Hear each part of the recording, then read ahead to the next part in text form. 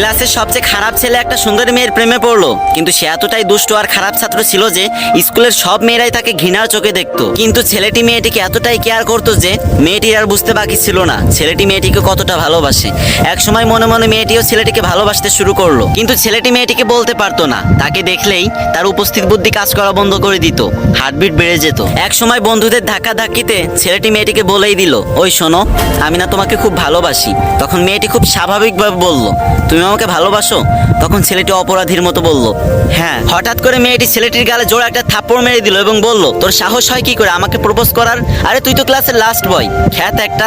আরে তুই জানিস আমার বাবার স্বপ্ন আমাকে ইঞ্জিনিয়ার একটা ছেলের সাথে বিয়ে দিবে। তখন ছেলেটি স্কুল থেকে বের হয়েছিল এবং প্রতিজ্ঞা করেছিল সে একদিন অনেক বড় ইঞ্জিনিয়ার হবে এবং কোটিপতি হবে। দীর্ঘ কয়েক বছর পর ছেলেটি অনেক বড় ইঞ্জিনিয়ার হয়ে গেল।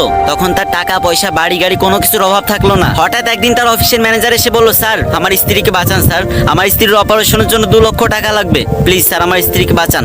তখন ছেলেটি তার ম্যানেজারকে টাকাটা দিয়ে দিল। তার কয়েকদিন পর ম্যানেজার এসে বলল, স্যার আমার স্ত্রী সুস্থ হয়ে গেছে এবং আপনি আমাদের একটু বাসায় চলেন। তখন বলল, কেন? বলল, আমার স্ত্রী আপনাকে একটু দেখতে চাই, প্লিজ স্যার আমাদের বাসায় চলেন।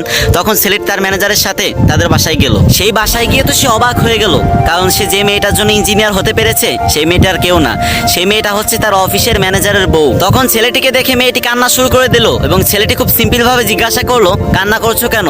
তখন মেয়েটি আরো জোরে কান্না শুরু করে দিল এবং হাত জোর করে ক্ষমা চাইতে লাগলো। মেয়েটির কান্না দেখে ছেলেটিও কান্না করে দিল আর বলতে লাগলো, বিশ্বাস করো আমি না খুব ভালোবাসতাম তোমাকে, কিন্তু তখন আমার যোগ্যতা ছিল না। আজকে আমার যোগ্যতা, টাকা পয়সা, বাড়ি গাড়ি সবকিছু আছে, কিন্তু তুমি নেই। এটাই বাস্তবতা। ওই যে একটা কথায় আছে না, কিছু পাইতে হলে কিছু হারাইতে হয়।